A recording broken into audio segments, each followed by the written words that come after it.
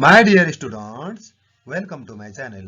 Today I am going to talk about a new lesson, that is the half-closed eyes of the Buddha and the slowly sinking sun, a story which you have to study under compulsory English of grade 12 according to new course. Let's get started with the lesson. Shankar Lamichhane was a Nepalese writer who introduced stream of consciousness into Nepalese literature. Shankar Lamichhane जो एउटा Nepali writer हुन् नि तिनले के गरे त भन्दा stream of कन्ससनेस technique अर्थात् चेतन प्रवाह शैलीलाई नेपाली साहित्यमा प्रवेश गराए. His fresh, playful style greatly enriched Nepali literature is however indisputable. तिनको जुन फ्रेश टेक्निक हो नि प्लेफुल स्टाइल जसले नेपाली साहित्यलाई भरपूर रूपमा समृद्ध गरायो नि त्यो के छ त भन्दा इन्डिस्प्युटेबल छ. His collection Abstract Chintan Pyaz shows of his light touch in dealing with both intimate and metaphysical subjects. He died at the age of 48. उनको जुन अब्स्ट्राक्ट चिन्तन प्याज भन्ने छ नि उसले के गर्छ त भन्दा उनको हरेक क्षेत्रमा लाइट टच अर्थात् अलिकति हल्का मात्रै तिनको विस्तृत नजाने हल्का रूपमा मात्रै टच भएको देखाउन खोजिएको छ तिनको हरेक लिटरेचरमा र उनको मृत्यु 48 वर्षको उमेरमा भएको थियो. To narrate the story, the half-closed eyes of the Buddha and the slowly sinking sun, Shankar Lamichhane uses the stream of consciousness technique.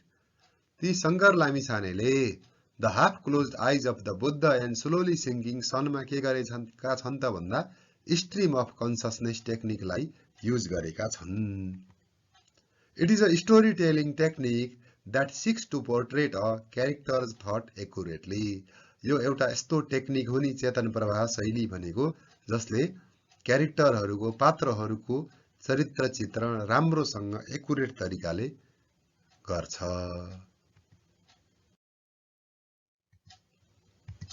The story Half-Closed Eyes of the Buddha and the Slowly Sinking Sun is different from conventional stories, and instead of showing actions and events, it records what the two characters think in a stream of consciousness technique.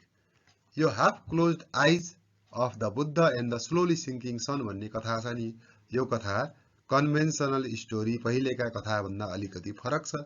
कसरी फरक छ भन्दा action र events घटनाहरू र कथानक घटनाहरू देखाउन भन्दा पनि यसमा बढी के गरिएको छ त भन्दा पात्रहरूको मनको कुरालाई चित्रण गरिएको छ.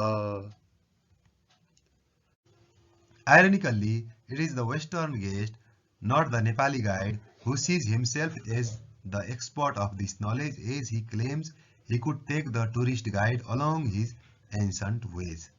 यहाँ चाहिँ एउटा अनौठो कुरा के छ भने नेपाली गाइडले भन्दा पनि जो पश्चिमी देशबाट आएको पाहुना छ नि टुरिस्ट उसले नै के भन्छ भने यो नेपालको काठमाडौँ उपत्यकाको सबै नलेज राम्रोसँग छ र त्यो गाइडलाई नै उसले घुमाएर धेरै कुरा बताउन सक्ने क्षमता राख्छ भनेर उसले भनिरहेको छ. The tourist describes the beautiful landscape of the Kathmandu valley. He praises the green valley with its fields, colorful houses, peaceful atmosphere, and the welcoming half-closed eyes of the Buddha.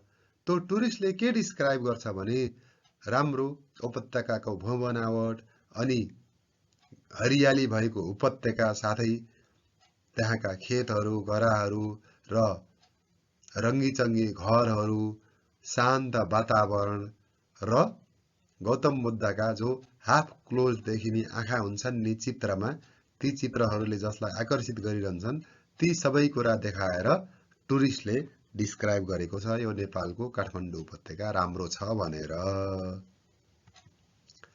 According to the tourist, the West is indebted to the East as the Easterners have given them the Puranas, images of brass, the ornaments of ivory, the manuscripts of palm leaves, and inscriptions on copper plate.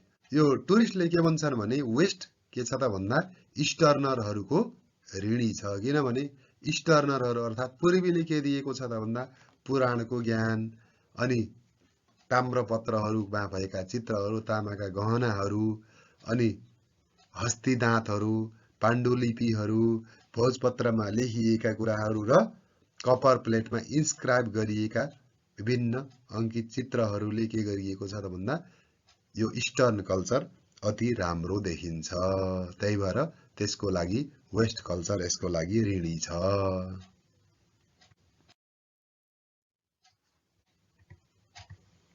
The Westerners were also given a civilization and its wisdom. वेस्टर्नरहरूले के पनि प्राप्त गरे भने civilisation अर्थात् सभ्यता र ज्ञान। The narrator claims that he has better understanding of the origin of the Kathmandu Valley as he spent many years in the libraries studying the Nepalese history books.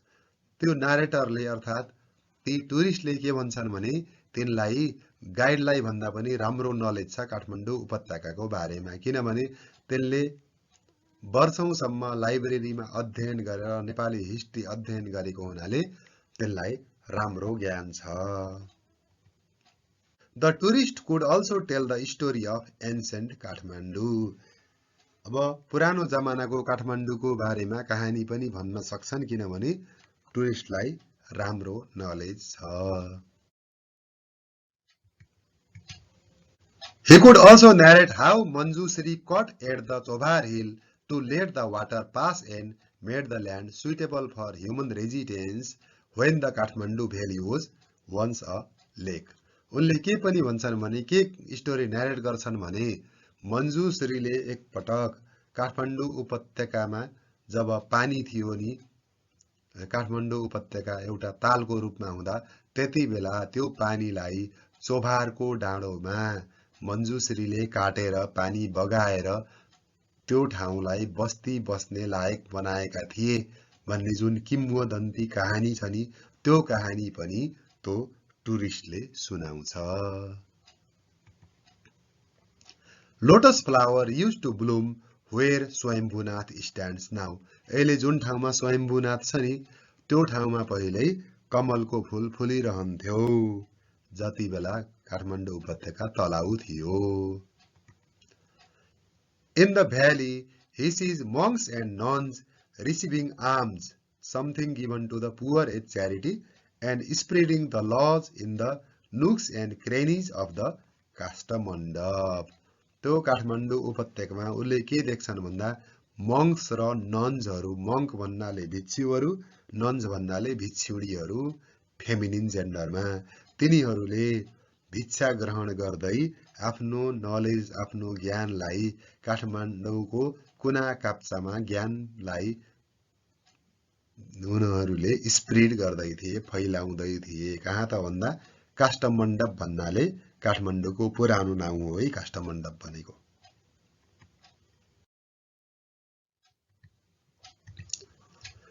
When one sees the eyes of these seven-headed monks, he or she cannot meet their gaze.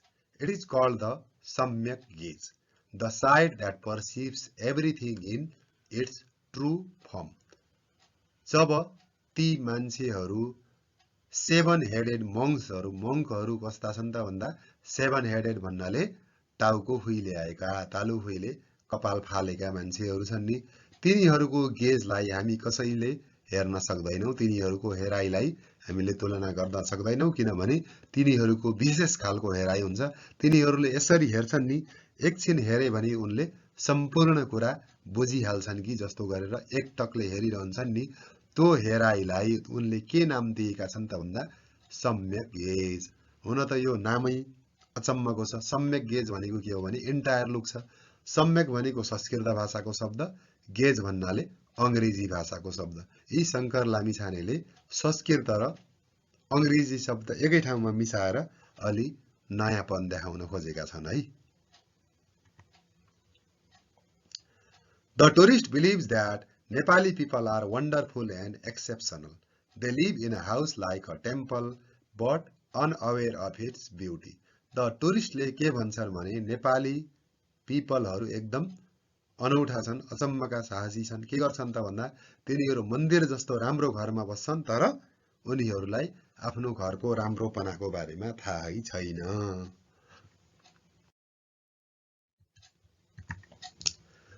Young artists work in the field all day and create a beautiful image of their personalities in their spare time.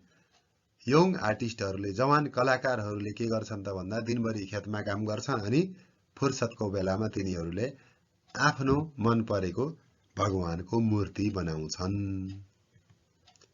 Nepal is the country where so many different cultures find their home.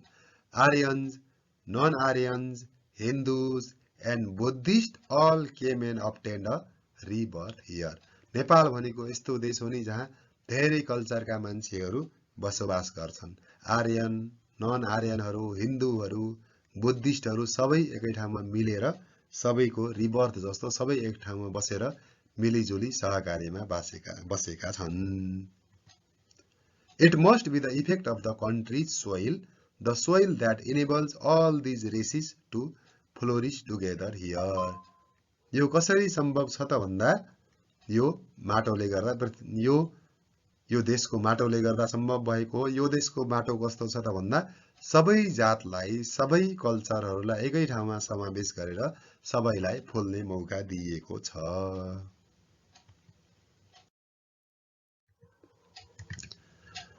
After the narration of the tourist, the guide and the tourist seem to be in the remote village.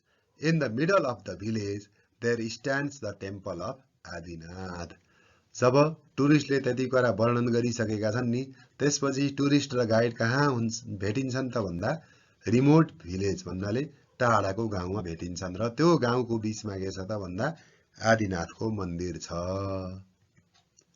In the temple courtyard, there is a shrine of Shiva, several Buddha images, and many prayer wheels inscribed Om Mani Padme Hum, a Buddhist mantra translated as The jewel is in the lotus.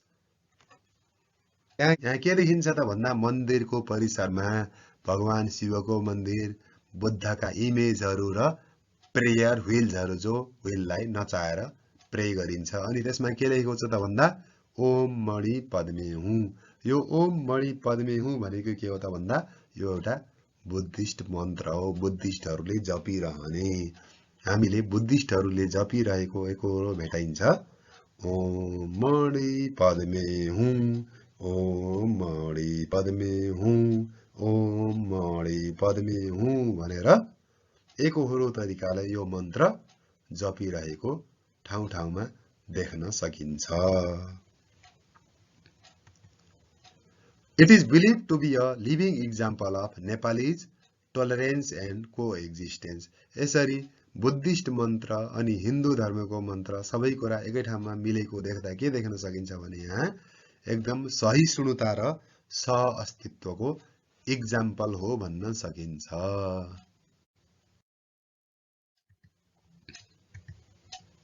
They talk about it to give living example of Nepalese tolerance and existence. तिनीहरूले एकअर्कासँगै के कुरा गर्छन् भने यो tolerance र एक्जिस्टेन्सको एउटा गतिलो example हो।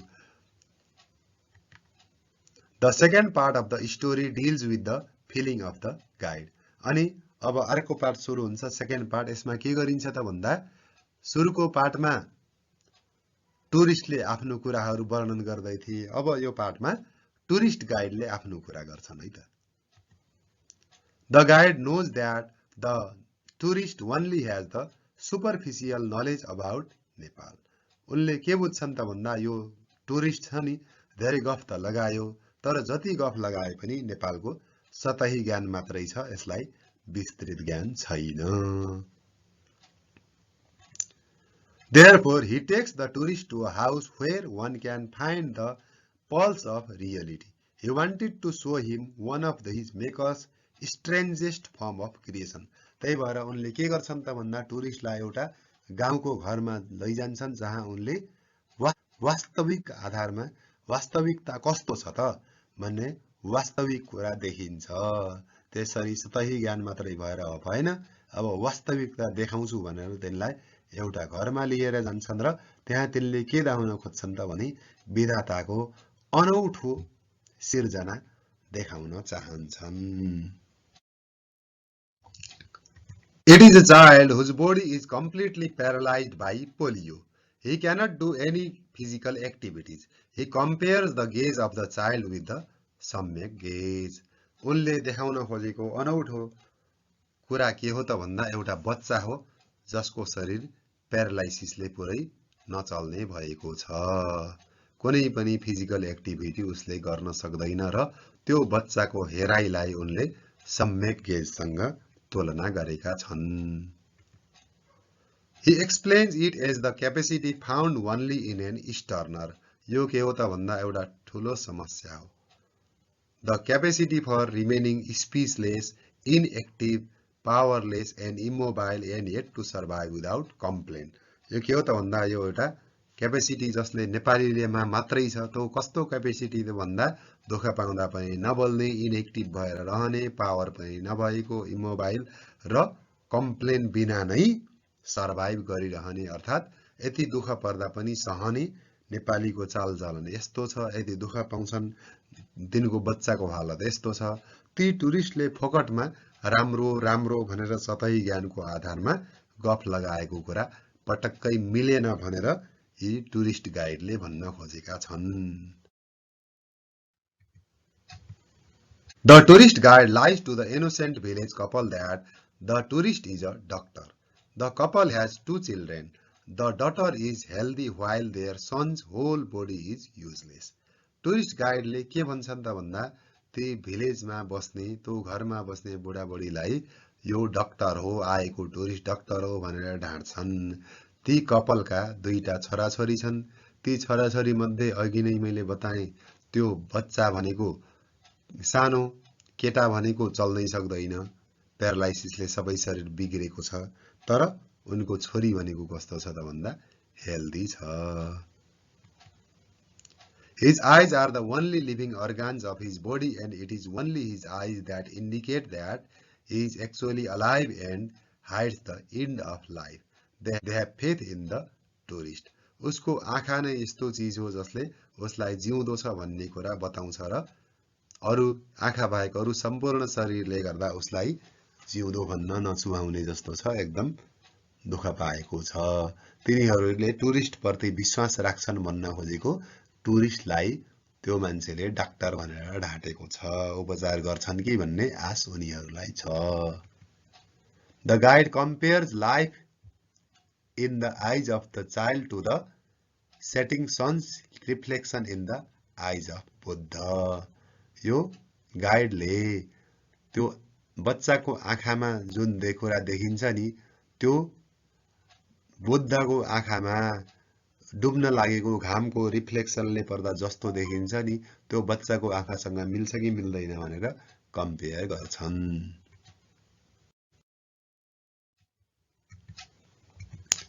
The story is very unusual because it is presented in the form of dialogue between the two narrators. However, the first narrator does not listen to the discourse of the second narrator and vice versa.